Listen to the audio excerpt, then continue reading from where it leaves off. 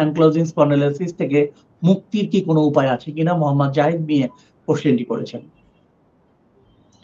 জি ধন্যবাদ দর্শক আপনাকে। আসলে অ্যাঙ্কাইলোজিং স্পন্ডালাইটিস একটা মেরুদণ্ডের বাতরোগ। আমরা এটাকে এক ধরনের অটো ইমিউন ডিজিজ বলে থাকি মেডিকেল ভাষায়, যেটা আমাদের শরীরে যে রোগ প্রতিরোধ ক্ষমতা থাকে সেইটা এই রোগটাকে প্রিভেন্ট করতে পারে না।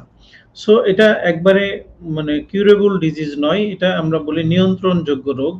এই ক্ষেত্রে এখানে কয়েকটা মেজারমেন্ট একসাথে নিতে হয়। আপনি নিশ্চয়ই চিকিৎসারত আছেন। আপনি এই ক্ষেত্রে আমরা বলি যে কিছু মেডিকেশনের যেমন প্রয়োজন পড়ে, যেমন তার disease modifying anti rheumatic drug এর কথা আমরা বলি, ডিএমআরডি। এই ওষুধগুলো আপনার রোগটাকে নিয়ন্ত্রণে রাখতে সাহায্য করবে। পাশাপাশি এই রোগের সবচেয়ে ভয়াবহতা যেটা, এটা আমাদের পুরো স্পাইনটাকে আস্তে আস্তে মানে বাম্বু শেপ করে ফেলে স্পাইনটাকে।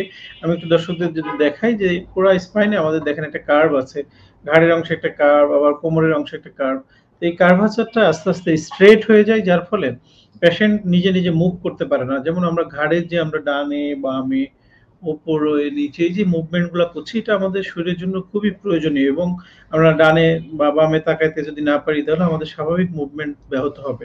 ঠিক তেমনি এই রোগে যারা আক্রান্ত রোগী গ্রাজুয়ালি তাদের এই স্পাইনটা শক্ত হয়ে যায়, তারা ডানে বামে করতে পারে না, ইভেন নামাজের মতো ঝুঁকতে পারে না, পিছনের দিকে নিতে পারে না। তো এই মুভমেন্ট গুলা যদি রেস্ট্রিক্টেড না হয়, সেই জন্য রোগীকে প্রথম থেকেই ওষুধের পাশাপাশি ফিজিওথেরাপি, এক্সারসাইজ, এই দুইটা জিনিস যদি সমন্বিতভাবে করে, তাহলে দেখা যায় যে আমরা অনেক রোগী পেয়েছি যারা 40 বছর ধরে এই রোগে আক্রান্ত, তারা এই জিনিসটাকে মেনটেন করে চলতে পারছে। কিন্তু আবার অনেকেই দেখা যাচ্ছে প্রপার ট্রিটমেন্ট না পেলে বা সঠিকভাবে এক্সারসাইজ না করলে তারা আস্তে আস্তে করে এই জিনিসটাকে ব্লক হয়ে যায়, স্পাইন গুলা শক্ত হয়ে যায়, তাদের মুভমেন্ট করা খুব কঠিন হয়ে পড়ে। এবং এই রোগে দুইটা এক্সারসাইজ আমরা খুব সাজেশনের মধ্যে দিয়ে থাকি।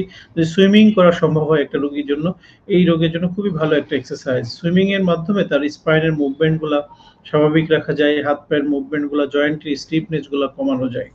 তো আপনি যদি সম্ভব হয় দ্রুত একজন ফিজিওথেরাপি বিশেষজ্ঞের পরামর্শ নিতে পারেন, যিনি আপনার বর্তমান অবস্থা অনুযায়ী আপনাকে একটা সঠিক গাইডলাইন দিবেন এবং আপনাকে কি ধরনের এক্সারসাইজ করতে হবে এবং কি মুভমেন্টের মধ্য দিয়ে থাকলে আপনি ভালো থাকতে পারবেন, সে বিষয়ে একটা সঠিক গাইডলাইন আপনি পাবেন।